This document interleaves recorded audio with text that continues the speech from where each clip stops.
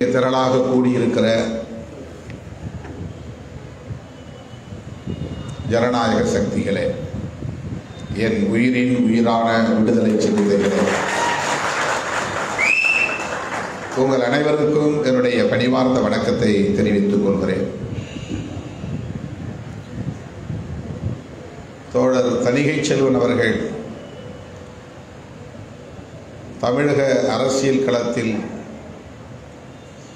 ஒரு மகத்தான தாக்கத்தை ஏற்படுத்திய ஒரு பேராளுமை. அவருடைய முழக்கங்கள் ஒலிக்காத மேடைகள் இல்லை. குறிப்பாக இடதுசாரிகளின் மேடைகள், தமிழ் தேசிய களம், ஒடுக்கப்பட்டோருக்கான விடுதலை அரசியல் களம் ஆகியவற்றில் அவருடைய முழக்கங்கள் ஓங்கி ஒலித்திருக்கின்றன.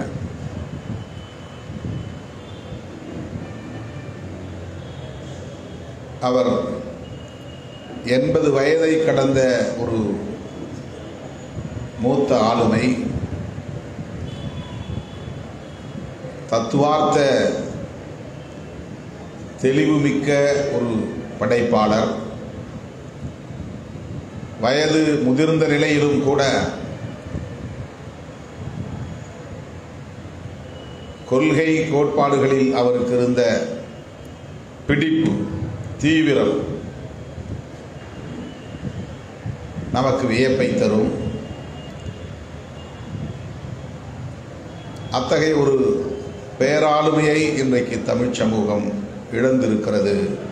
இடதுசாரி அரசியல் களம் இழந்திருக்கிறது. தமிழ் தேசிய களம் இழந்திருக்கிறது. விளிம்பு நிலை மக்களுக்கான விடுதலை களம் இழந்திருக்கிறது.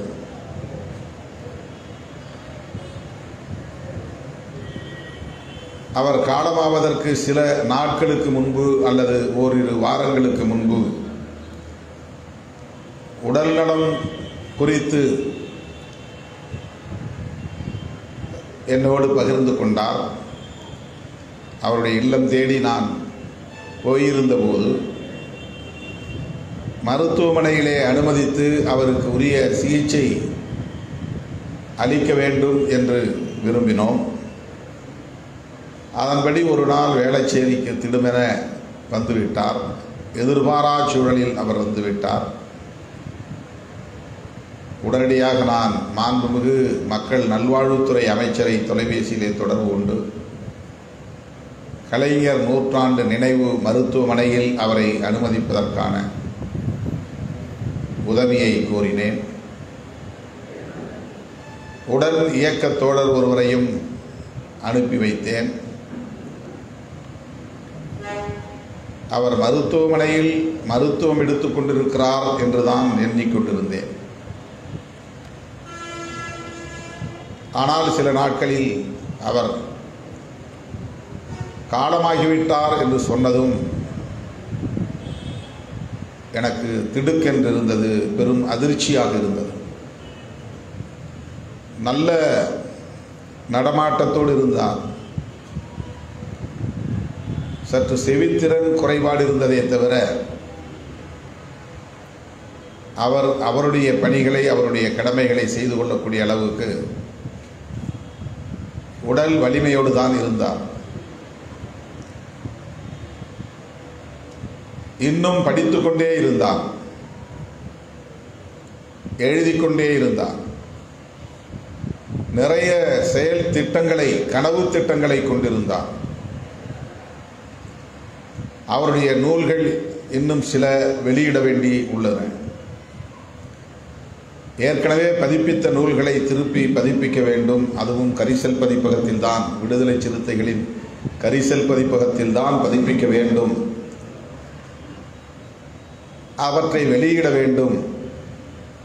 அந்த நிகழ்வில் தமிழகத்தின் முதல்வர் மாண்புமிகு தளபதி ஸ்டாலின் பங்கேற்க வேண்டும். அதனை திருமாவளவன் தலைமை தாங்கி நடத்த வேண்டும். இதுதான் அவருடைய ஆசையாக இருந்தது. ஒருமுறை அவரை நான் அழைத்து கொண்டு போய் முதல்வரை சந்திக்கவும் வைத்தேன்.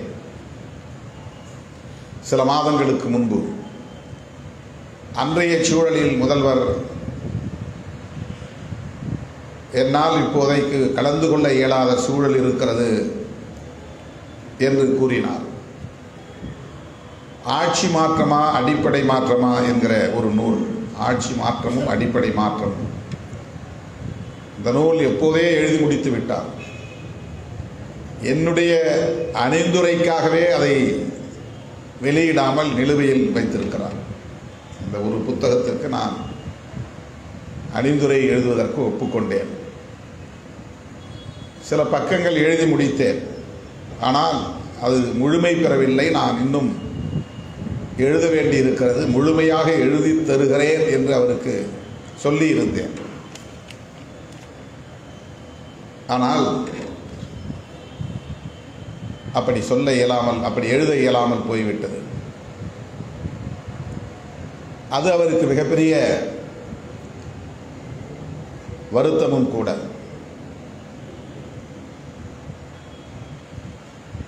அதை சீக்கிரம் எழுதி முடியுங்கள், புத்தகத்தை பதிப்பித்து வெளியிடுவதற்கு ஏற்பாடு செய்யுங்கள், முதல்வரை எப்படியாவது பங்கேற்க வையுங்கள், அதற்குண்டான தொகையையும் பொறுப்பேற்றுக் கொள்ளுங்கள் என்று என்னிடத்திலே உரிமையோடு கேட்டுக்கொண்டார். அது எனக்கு பெரிய நெருடலாக இருக்கிறது, ஒரு குற்ற உணர்வாக இருக்கிறது. அந்த அணிந்துரையை நான் முடித்திருந்தால் எப்போதே அந்த நூல் வந்திருக்கும். ஒரு மார்க்சியத்தின் அரிச்சுவடி என்று அதற்கு ஒரு துணை தலைப்பிட்டிருந்தார். எல்லோரும் இப்போது ஆட்சி மாற்றம் குறித்து தான் பேசுகிறார்கள் சமூக ஊடகங்களில்.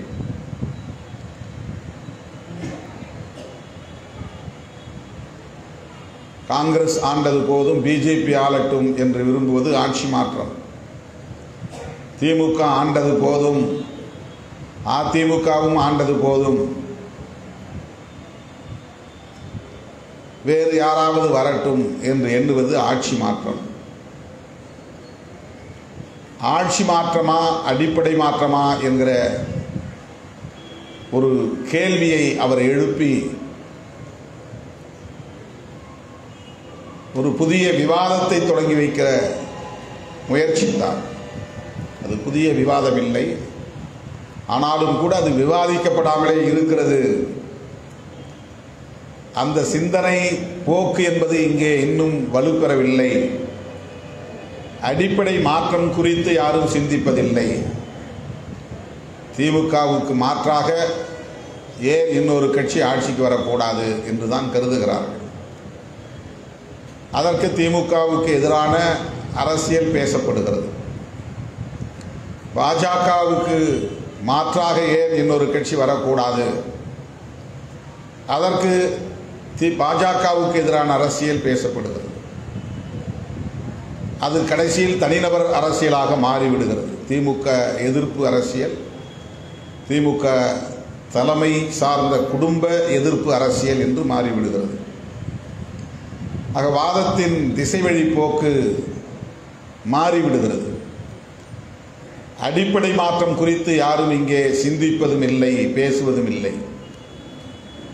ஆக அடிப்படை மாற்றம் குறித்து சிந்திக்கிற போது, பேசுகிற போது தத்துவத்தின் தேவை உணரப்படும்.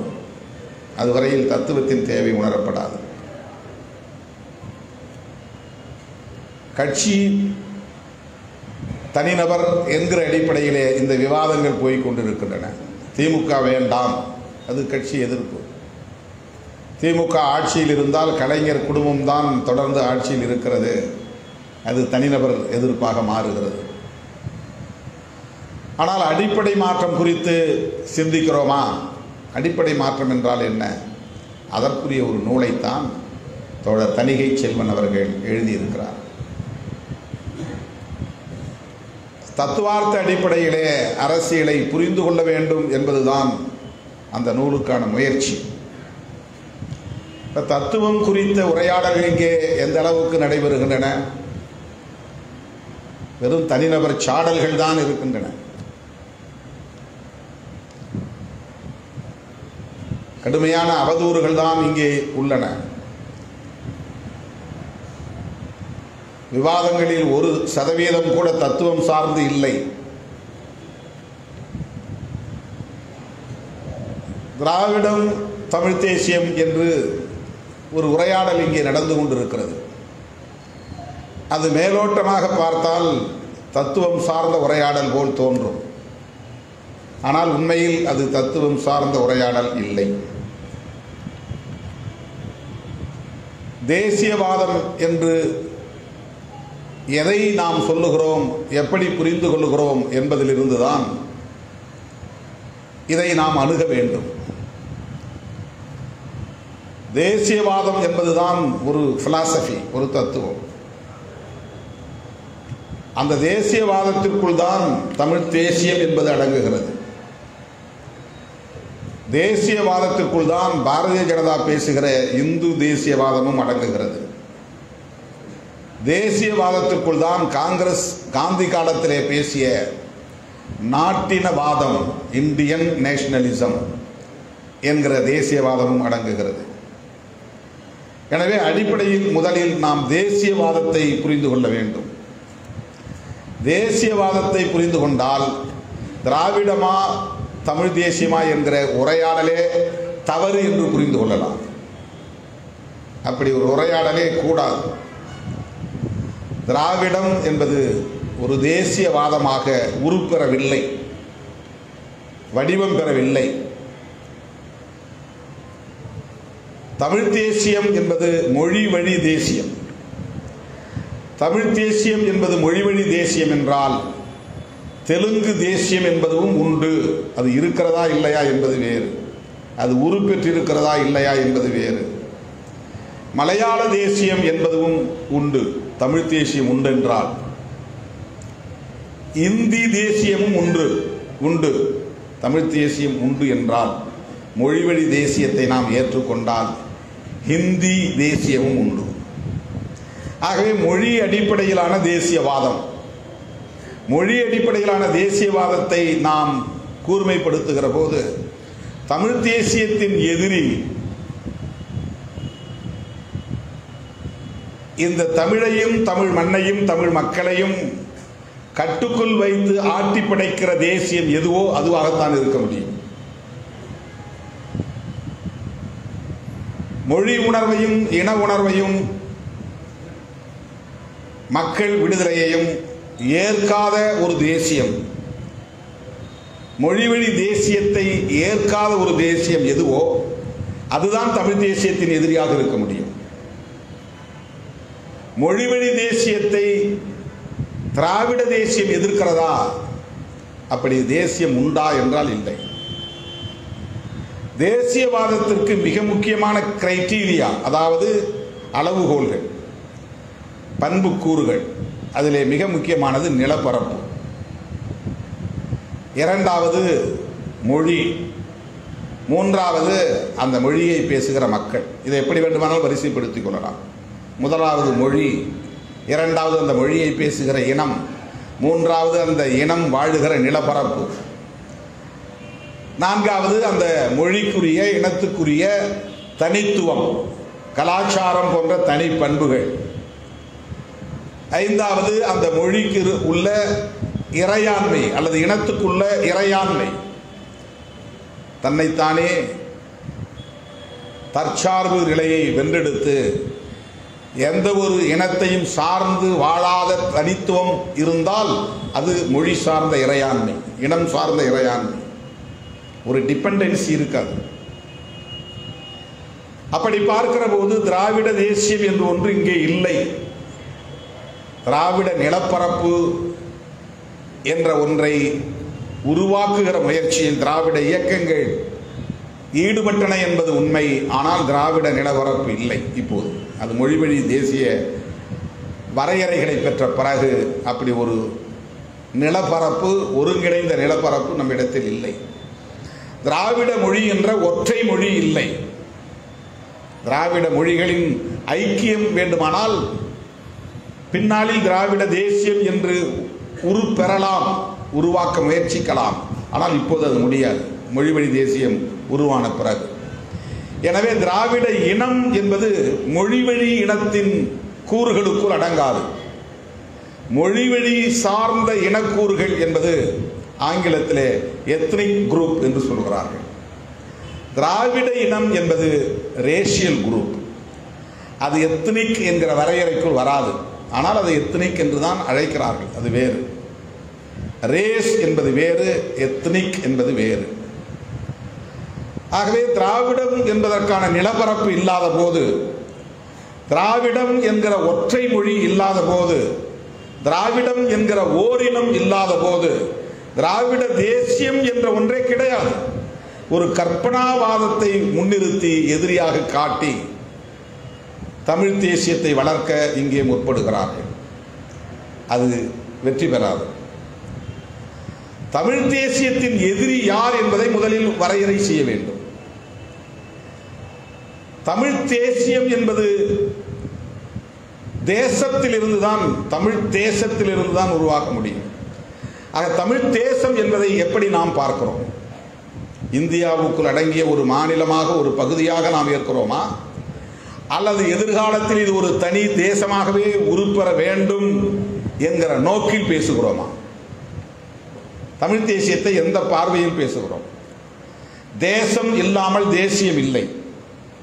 தேசம் சார்ந்த அரசியல் இல்லாமல் தேசியவாதம் இல்லை.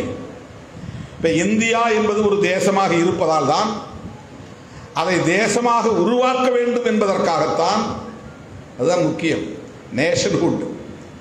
தேசமாக உருவாக்க வேண்டும். ஏனென்றால் இந்தியா விடுதலை பெற்ற போது ஒரு தேசமாக இல்லை. அதனால்தான் காங்கிரஸ் இந்தியன் நேஷனலிசம் என்கிற ஒன்றை கையில் எடுத்தார்கள். நீ எந்த மொழியையும் பேசிக்கொள், நீ எந்த பகுதியை சார்ந்தவனாகவும் இரு, வட இந்தியனாக இரு, தென்னிந்தியனாக இரு, நீ கிழக்கிந்தியனாக இரு, மேற்கு இந்தியனாக இரு, நீ எந்த மதத்தை சார்ந்தவனாகவும் இரு, ஆனால் இந்தியனாய் உன்னை உணர்ந்து கொள், இந்தியனாய் உணர் என்று சொல்லுவதுதான் காங்கிரசும் காந்தியும் முன்வைத்த நாட்டினவாதம் அல்லது நாட்டின தேசியவாதம், இந்தியன் நேஷனலிசம். அதை உருவாக்குவதற்காக உருவாக்கப்பட்ட ஒரு சட்டம் தான் அரசமைப்பு சட்டம். இதை தேசமாக்க வேண்டும், இதற்குள்ளே ஒரு தேசியவாதத்தை வளர்த்தெடுக்க வேண்டும், இந்த நேஷனாலிட்டி என்பதை உருவாக்க வேண்டும், ஒருங்கிணைந்த ஒரு கலாச்சார கட்டமைப்பை உருவாக்க வேண்டும். ஒரே கலாச்சாரம் அல்ல, ஒருங்கிணைந்த கலாச்சாரம். ஒருங்கிணைந்த கலாச்சாரம், யூனிட்டரி அல்ல, யூனிஃபைடு. Inclusive nationalism. எல்லா மொழியை பேசக்கூடிய மக்களும், எல்லா மதங்களை பின்பற்றக்கூடிய மக்களும் இந்தியா என்கிற வரையறைக்குள் இருந்து இயங்குகிற ஒரு தேசியவாதம். அப்படி இந்தியா என்கிற தேசத்தை ஏற்றுக்கொண்டு தமிழ்நாடு என்பதை மாநிலமாக மட்டுமே ஒப்புக்கொண்டு மொழி உணர்வுக்காகவும், இன உணர்வுக்காகவும், மொழி உரிமைகளுக்காகவும், இன உரிமைகளுக்காகவும், மாநில உரிமைகளுக்காகவும் நாம் பேசுகிறோம் என்றால் அது ஈழ விடுதலைக்காக பேசுகிற தேசியவாதத்தை போல் இது பொருந்தாது. அந்த தமிழீழ தேசியம், தமிழீழ தேசியம் அது தனிநாடு என்கிற அடிப்படையிலான தேசியவாதம். இது அந்த கூறுகளை கொண்டதல்ல, அந்த கேரக்டர் இதுக்கு இல்லை. நாம் பேசுகிறது வெறும் மொழி உணர்வு, இன உணர்வு, மாநில உணர்வு. மொழி உரிமை, இன உரிமை, மாநில உரிமை. ஆனால் நான் இந்தியாவுக்குள் இருக்கிறேன், நான் நாடாளுமன்ற ஜனநாயகத்தை ஏற்றுக்கொள்கிறேன், நான் இந்திய அரசமைப்பு சட்டத்தை ஒப்புக்கொள்கிறேன், இந்தியாவின் பிரதமரை என்னுடைய பிரதமராக ஒப்புக்கொள்கிறேன், இந்தியாவின் குடியரசுத் தலைவரை என்னுடைய குடியரசுத் தலைவராக ஒப்புக்கொள்கிறேன், இந்தியாவில் நடைபெறுகிற நாடாளுமன்ற தேர்தலில் நான் போட்டியிடுவேன், சட்டமன்ற தேர்தலில் நான் போட்டியிடுவேன், அந்த சட்டத்துக்கு உட்பட்டு நான் கட்சியை பதிவு செய்வேன் தேர்தல் ஆணையத்தில். இவையெல்லாம் ஒப்புக்கொண்டு மொழி உரிமை, இன உரிமை, கலாச்சார உரிமை, மாநில உரிமை ஆகியவற்றுக்காக நாம் போராடினால் அதை நாம் ஈழ விடுதலைக்காக பேசுகிற தேசியவாதத்தை போல் பொருத்தி பார்க்க முடியாது. தனி தமிழ்நாடு என்று சொன்னால் அது முழுமை பெற்ற ஒரு தேசியவாதமாக வளர்ச்சி அடையும். இப்போது நாம் பேசுகிறோம், இப்போ விடுதலை சிறுத்தைகள் பேசுகிறோம். இதை எப்படி பார்க்கிறோம் என்றால், நான் முதலில் சொன்னதை போல இந்தியாவை ஒரு தேசமாக ஏற்றுக்கொண்டு இந்திய அரசமைப்பு சட்டத்தை ஏற்றுக்கொண்டு அதன் அடிப்படையில் இந்தியா முழுவதும் இருக்கிற ஒவ்வொரு மொழிக்குமான உரிமைகளை பாதுகாக்க வேண்டும். ஒவ்வொரு மதத்திற்கான கலாச்சார உரிமைகளை அந்த மக்கள் விரும்புகிறபடி பாதுகாக்க வேண்டும். அதை சேதப்படுத்தக்கூடாது. ஒவ்வொரு மாநிலத்துக்கான உரிமைகள், இந்தி திணிப்பு கூடாது, இந்திய ஒன்றிய அரசின் ஆதிக்கம் கூடாது, சமஸ்கிருதமயமாதல் கூடாது, தேசிய கல்விக் கொள்கை என்கிற பெயரால் பிற இந்தி பேசாத மக்களின் மீது மூன்றாவது மொழி ஒன்றை திணிக்கக்கூடாது, அந்த கலாச்சாரத்தை திணிக்கக்கூடாது, அந்த வரலாற்றை திணிக்கக்கூடாது என்று வாதிடுகிற ஒரு தேசியம். அதை வேண்டுமானால் நாம் தமிழியம் என்று சொல்லலாம், தமிழியம் என்று சொல்லலாம், தமிழ் தேசியம் என்று சொல்ல முடியாது. தமிழியத்தில் தேசம் இல்லை. அது மொழி உணர்வோடு இன உணர்வோடு மட்டுப்பட்டு நிற்கிறது. அது தமிழ் தேசியம் என்று நாம் கூற முடியாது. அப்படி சொன்னாலும் தவறில்லை. ஆனால் அது எப்படிப்பட்டதாக இருக்க முடியும் என்றால், ஒரு இன்க்ளூசிவ் நேஷனலிசம், எல்லா மொழிவழி தேசிய இனங்களும் ஒருங்கிணைந்து இந்தி திணிப்பை எதிர்க்கக்கூடிய வலிமை பெற்றதாக இருக்க வேண்டும். மாநில உரிமைகளை வென்றெடுக்கக்கூடியதாக இருக்க வேண்டும். ஆகவே பிற மொழி இனங்களின் மீதான வெறுப்பை உமிழக்கூடாது. இவன் தெலுங்கன், இவன் கன்னடன், இவன் வடுகன், இவன் வந்தேரி என்று நம்முடைய உண்மையான எதிரியை எதிர்ப்பதை விட்டு மடைமாற்றம் செய்கிற முயற்சி, அதுதான் இனவாதமாக போய் முடியும், இன வெறியாகவும் போய் முடியும். சிறுபான்மை மக்களுக்கு எதிரான வெறுப்பை விதைப்பது எப்படி தவறு என்று சொல்கிறோமோ, அப்படி மொழி சிறுபான்மையினருக்கு எதிரான வெறுப்பை உமிழ்வதும் தவறுதான். மதவழி சிறுபான்மையினருக்கு எதிரான வெறுப்பை கூடாது, அதனால் பாஜகவை நாம் விமர்சிக்கிறோம். மதவழி சிறுபான்மையினருக்கு எதிரான வெறுப்பு அரசியல் தவறு என்றால், மொழிவழி சிறுபான்மையினருக்கு எதிரான வெறுப்பு அரசியலும் தவறு. அப்படி என்றால் நாம் எப்படி நம்முடைய மொழி உரிமைகளை, இன உரிமைகளை, மாநில உரிமைகளை பாதுகாத்துக் கொள்வது? அந்தந்த மாநிலங்களில் அந்தந்த மொழியை பேசக்கூடிய தேசிய இனங்கள், தமிழ்நாட்டில் எப்படி இந்தி திணிப்பை எதிர்க்கிறோமோ அதை போல தெலுங்கிலும் எதிர்ப்பு உருவாக வேண்டும். தமிழ்நாட்டில் எப்படி சமஸ்கிருதமயமாதலை நாம் எதிர்க்கிறோமோ அப்படி கேரளாவிலும் சமஸ்கிருதமயமாதல் எதிர்க்கப்பட வேண்டும். தமிழ்நாட்டில் எப்படி வடவர் ஆதிக்கத்தை எதிர்க்கிறோமோ அப்படி ஒவ்வொரு மாநிலத்திலும், தென்னிந்திய மாநிலங்களில் வடவர் ஆதிக்கத்தை அல்லது இந்தி பேசும் மாநிலங்களின் ஆதிக்கத்தை எதிர்க்க வேண்டும். வடக்கேயும் இந்தி பேசாத மாநிலங்கள் சில உள்ளன.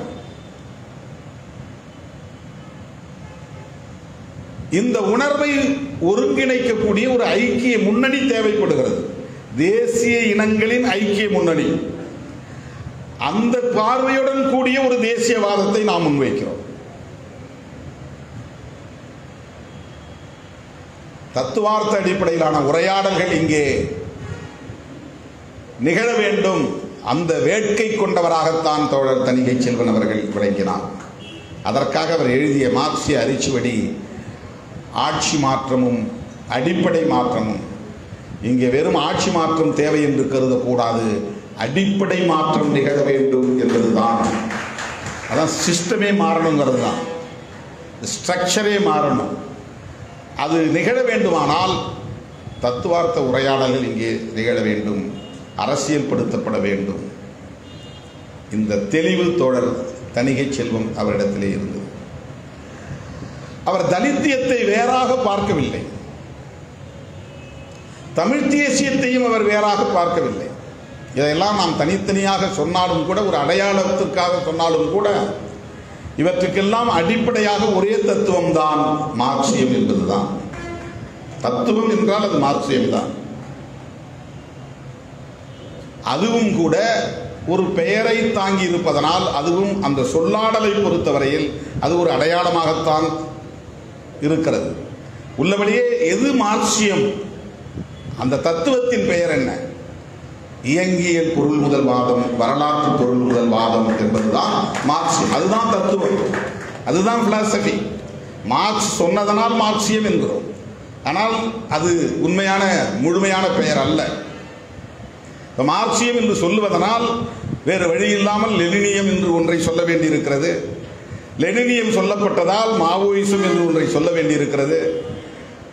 மார்க்சியம் சொல்லுவதனால் பெரியாரியம் என்று ஒன்று சொல்ல வேண்டியிருக்கிறது. பெரியாரியம் என்று ஒன்று சொல்லுவதனால் அம்பேத்கரியம் என்று ஒன்றை சொல்ல வேண்டியிருக்கிறது. இவையெல்லாம் அடையாளங்களின் நீட்சியாக இருக்கிறது. ஆனால் இவை அனைத்துக்கும் அடிப்படையாக இருப்பது இயங்கியல் பொருள்முதல்வாதமும் வரலாற்று பொருள்முதல்வாதமும் தான். அம்பேத்கர் பேசுகிற அரசியலுக்குள்ளும் இதுதான் இருக்கிறது. இயங்கியல் பொருள்முதல்வாதம் தான், வரலாற்று பொருள்முதல்வாதம் தான். அதுதான் பிலாசபி, அதுதான் பிலாசபி, அதுதான் ஐடியாலஜி, அதுதான் தத்துவம். ஏன் இந்த பெயர்களை எல்லாம் நாம் சொல்லுகிறோம்? கம்யூனிஸ்ட் கட்சியிலே கூட ஏன் மார்க்சிஸ்ட் லெனினிஸ்ட் என்று வைக்க வேண்டும்? மார்க்சிஸ்ட் என்பதோடு விட்டுவிடலாமே. ஒவ்வொரு தனிநபர் தலைமை ஒரு பாத்திரத்தை, ஒரு தாக்கத்தை ஏற்படுத்துகிறது. அது ஒரு ரோல். தனிநபர் பாத்திரம் என்பது மிக முக்கியமான ஒரு பங்களிப்பை செய்கிறார். மார்க்ஸ், ஏங்கல்ஸ் ஆகியோர் சேர்ந்து ஒரு அறிக்கையை தந்தாலும் கூட அதை நடைமுறைப்படுத்துகிற போது அந்த நடைமுறைப்படுத்துகிற காலச்சூழலிலேயே அது இன்னொரு கட்டத்தை நகர்ந்து அது செழுமை அடைகிறது. தேசிய இனங்களுக்கான சுயநிர்ணய உரிமையை பற்றிய கேள்வி லெனின் காலத்தில் தான் எழுகிறது. அது அந்த தத்துவத்தோடு இணைக்கப்படுகிறது. கலாச்சாரம் சார்ந்த பார்வை மாவோ காலத்தில் அவருடைய புரட்சியில் அது பங்கு பெறுகிறது. அது அந்த தத்துவத்தோடு இணைகிறது. அது தனியானதல்ல. அந்த கான்ட்ரிபியூஷனை சொல்வதற்காகத்தான் அந்த பெயர் உச்சரிக்கப்படுகிறது. தனிநபருடைய பங்களிப்பை சொல்வதற்காகத்தானே தவிர, ஆனால் அடிப்படை தத்துவம் இயங்கியல் பொருள் முதல்வாதம், வரலாற்று பொருள் முதல்வாதம். லெனினியம் என்று ஒன்று தனி அல்ல. மார்க்சியமா லெனினியமா என்று விவாதிக்க முடியாது. அப்படி விவாதிக்கவும் கூடாது. இது வேறு அது வேறு ஆக முடியாது. ஒன்றிலிருந்து மற்றொன்று என்பது இயங்கியல். மார்க்சியத்திலிருந்து லெனினியம் என்கிற செழுமை நிலையை இது அடைகிறது, அவ்வளவுதான்.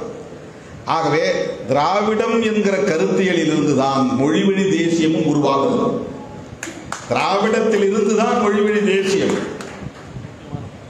திராவிடம் என்பது வேறு, மொழிவழி தேசியம் என்பது வேறல்ல. அப்படி பேசுவதே தவறு. அப்படி ஒரு உரையாடல் நடத்துவதே தவறு. திராவிடம் என்பது கருத்தியல் அடையாளத்தோடு தான் இப்போது இருக்கிறதே தவிர அது நிலப்பரப்பு அடையாளத்தோடு இல்லை, இன அடையாளத்தோடு இல்லை. அதற்கு ஒற்றை மொழி அடையாளம் இல்லை, ஒற்றை இன அடையாளம் இல்லை, ஒரு ஒருங்கிணைந்த நிலப்பரப்பு அடையாளம் இல்லை. ஆனால் தொடக்க காலத்தில் இருந்து அது கருத்தியல் அடையாளமாகத்தான் பயன்பாட்டுக்கு வந்தது. பெரியாருக்கு முன்னர், பண்டிதர் காலத்தில், அதற்கும் முன்னர் 16ஆம் நூற்றாண்டு காலத்தில், பக்தி இயக்க காலங்களில் இந்த சொல்லாடல் பயன்படுத்தப்பட்டிருக்கிறது. அப்போது அவர்கள் இதனை தேசியவாதம் என்கிற அடிப்படையில் பயன்படுத்தவில்லை, ஒரு இனவாதமாக பயன்படுத்தவில்லை, கருத்தியல் அடையாளமாகத்தான் பயன்படுத்தி இருக்கிறார்கள். பார்ப்பன ஆதிக்கத்தை எதிர்த்து, பார்ப்பனிய ஆதிக்கத்தை எதிர்த்து.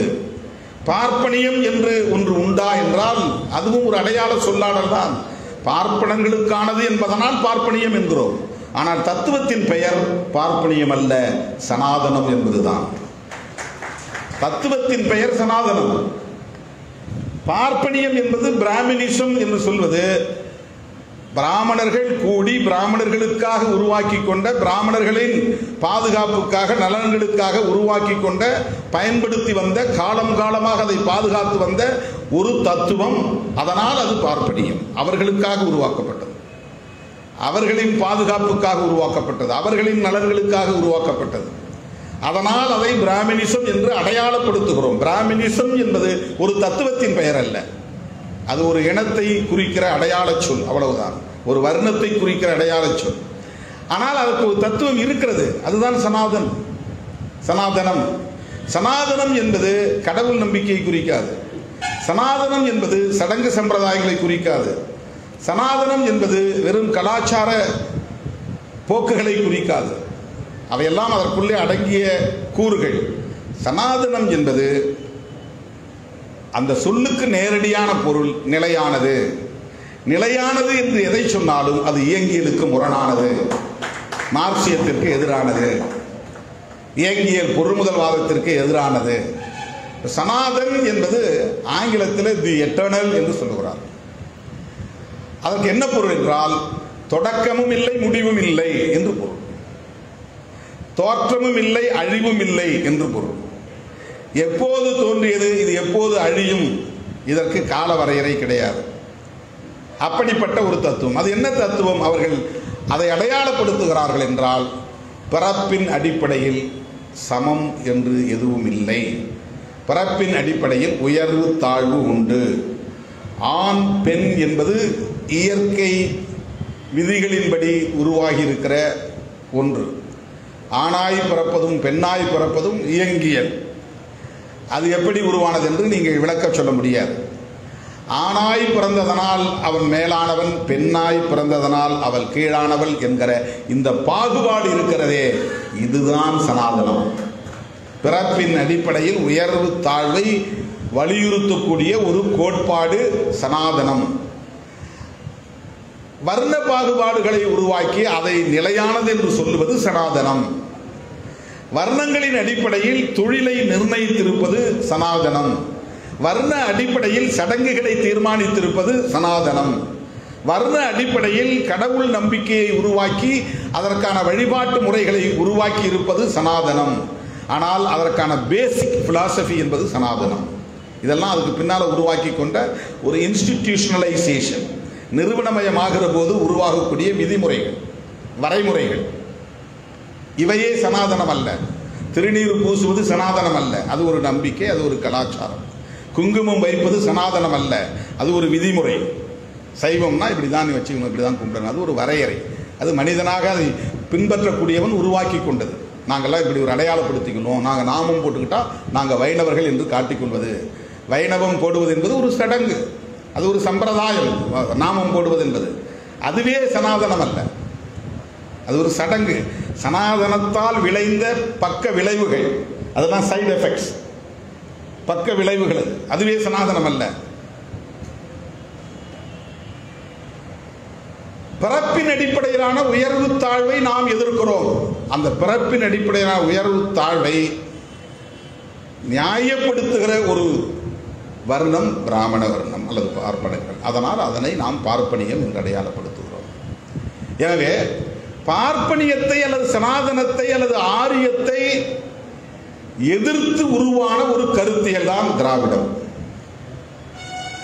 உனக்கும் எனக்கும் சம்பந்தம் இல்லை, நான் ஏற்கனவே இந்த மண்ணில் இருக்கிறேன், இந்த மண்ணுக்கான ஒரு அரசியல் உண்டு, இந்த மண்ணுக்கான ஒரு கலாச்சாரம் உண்டு, இந்த மண்ணுக்கான ஒரு வாழ்வியல் பாரம்பரியம் உண்டு, அதிலிருந்து நான் உன்னிடமிருந்து மாறுபடுகிறேன்.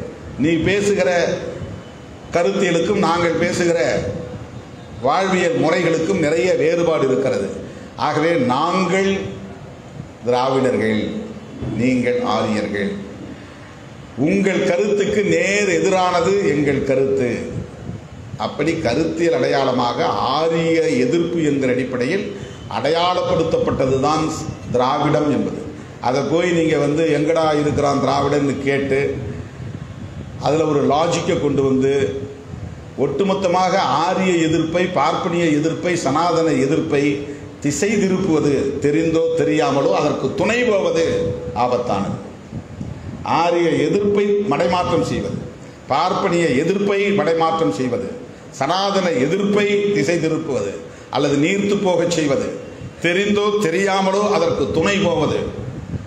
இது வெறும் தெலுங்கு எதிர்ப்பு தமிழ் தேசியம் இல்லை. எல்லா ஆட்சி காலத்திலும் தமிழர்களுடைய உரிமைகள் பறிபோயிருக்கின்றன. பல்லவர் ஆட்சி காலத்திலும் தமிழர்கள் உரிமை பறிபோயிருக்கின்றன.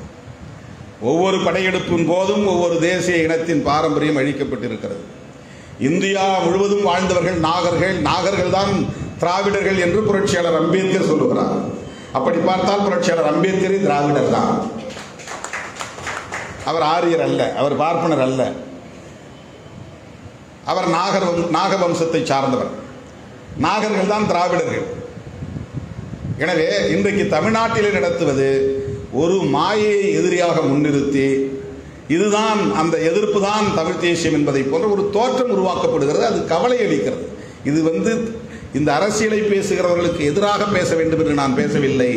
அப்படி பேசுகிற அரசியல் சனாதன எதிர்ப்பை மடைமாற்றம் செய்கிறது என்கிற கவலையோடு பேசுகிறேன். பார்ப்பனிய எதிர்ப்பை நீர்த்து போக செய்கிறது என்கிற கவலையோடு பேசுகிறேன். எதை எதிர்க்க வேண்டுமோ, இந்தி திணிப்பை எதிர்க்க வேண்டும், சமஸ்கிருதமயமாதலை எதிர்க்க வேண்டும், தேசிய கல்விக் கொள்கையின் மூலமாக நமக்குள்ளே ஊடுருவ முயற்சிக்கிறானே அந்த சதி திட்டத்தை நாம் எதிர்க்க வேண்டும்.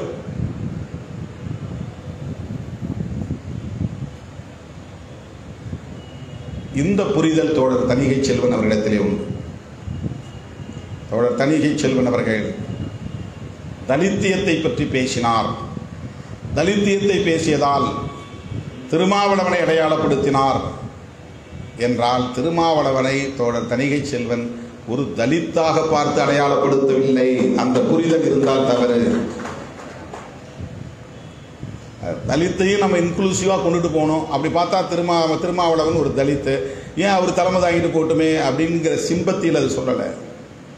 அது பரிதாபப்பட்டு பச்சாதாபப்பட்டு ஒரு தலித்து தலைவராக இருக்கட்டும், நாம் அதை விட்டு கொடுப்போம் அப்படின்னு நினைச்சா அது சாதியவாதம், சாதி புத்தியது. திருமாவளவனை தலித்தாக பார்த்து திருமாவளவன் தலித்து என்கிற அடிப்படையில் அவர் தலைமை தாங்கட்டும் என்று சொன்னால் அது சாதியவாத அணுகுமுறை. அதல்ல. பாட்டாளி வர்க்க தலைமைக்குள் திருமாவளவனும் அடங்குகிறார். அவரை இந்த தத்துவம் புறக்கணித்து விடக்கூடாது. தலித்தாக நினைத்து அவரை புறக்கணித்தால் அது தவறு என்கிற கண்டிப்பில் இருந்து திருமாவளவனை இணைக்கிறார். அவ்வளவுதான். அது இன்க்ளூசிவ் அப்ரோச். அது ஒரு இன்க்ளூசிவ் பாலிடிக்ஸ். ஜனநாயக சக்தியில் அனைவரையும் இணைக்க வேண்டும். அப்படி பார்த்தா தலித் சமூகத்தில் உள்ள ஒரு பெண் தலைமை தாங்குவதுதான் இன்னும் பொருத்தமாக இருக்க முடியும். ஏன்னா இங்கே ஒடுக்குமுறையில் அதிகமான பாதிப்புக்குள்ளாகி இருப்பவர்கள், பாலினத்தின் ஒடுக்குமுறையையும் சேர்த்து எதிர்கொள்ளக்கூடியவர்கள் பெண்கள்.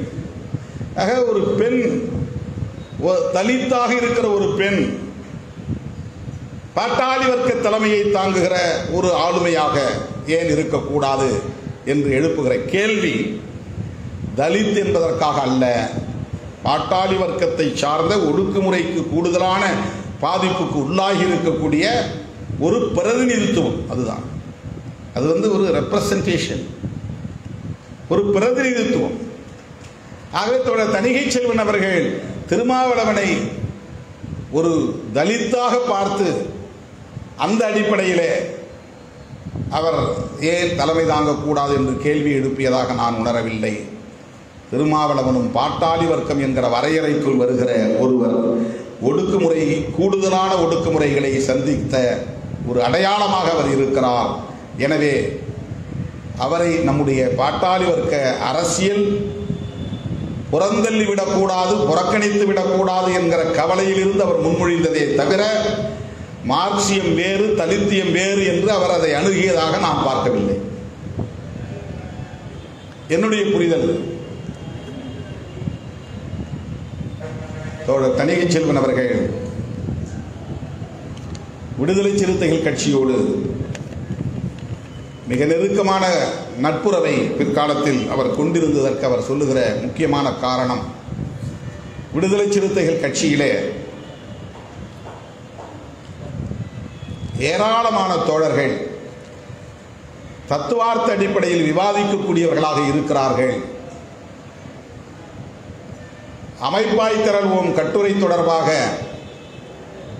என்னோடு தொலைபேசி மூலம் பல தோழர்கள் உரையாடி இருக்கிறார்கள் என்று பலமுறை மேடைகளில் அவர் பேசியிருக்கிறார். விடுதலை சிறுத்தைகள் கட்சியில் இடதுசாரி அரசியல் கூறுகள் அதிகம் தென்படுகின்றன, மார்க்சிய பார்வை இருக்கிறது. எனவே நான் விடுதலை சிறுத்தைகள் கட்சியை ஊக்கப்படுத்துகிறேன். இதுதான் அவருடைய நிலைப்பாடு. ஒரு தலித் என்கிற அடிப்படையில் மட்டுமே அவர் அணுகியிருந்தால் எத்தனையோ தலித் இயக்கங்கள் தமிழ்நாட்டில் இருக்கின்றன, இந்திய அளவில் இருக்கின்றன. அப்படி அவர் அதை பார்க்கவில்லை. விடுதலை சிறுத்தைகள் கட்சியிலே இடதுசாரி அரசியல் கூறுகள் தென்படுகின்றன, மேலோங்கி இருக்கின்றன. சாதாரணமான மாவட்ட நிர்வாக அடுக்கில் இருக்கிற தோழர்கள் கூட அதை விவாதிக்கக்கூடிய அளவுக்கு தெளிவு பெற்றிருக்கிறார்கள் என்ற நம்பிக்கை அவரிடத்தில் இருந்தது. இந்த நம்பிக்கையின் வெளிப்பாடுதான் அவர் விடுதலை சிறுத்தைகளை ஊக்கப்படுத்தியதற்கான காரணம். அருமை தோழர்களே, நேரம் கடந்து நாம் தொடங்கியதற்காக வருத்தத்தை தெரிவித்து, விழிக்கிற போது தோழர் நமது கட்சியின் பொதுச் செயலாளர் தோழர் சிந்தனை செல்வன் அவர்கள் பெயரை உச்சரிக்கவில்லை, வருந்துகிறேன். தம்பி இளையாவையும் நான் விழிக்கவில்லை. சிந்தனை செல்வன், இளையா உள்ளிட்ட தோழர்களுக்கும் என்னுடைய வணக்கத்தை தெரிவித்து, தோழர் தணிகை செல்வன் அவர்கள் வெளியிட விரும்பிய நூல்களை கரிசல் பதிப்பகம் வெளியிடும். அப்போது இங்கே அமர்ந்திருக்கிற ஆளுமைகளை கட்டாயம் நாங்கள் அழைப்போம்.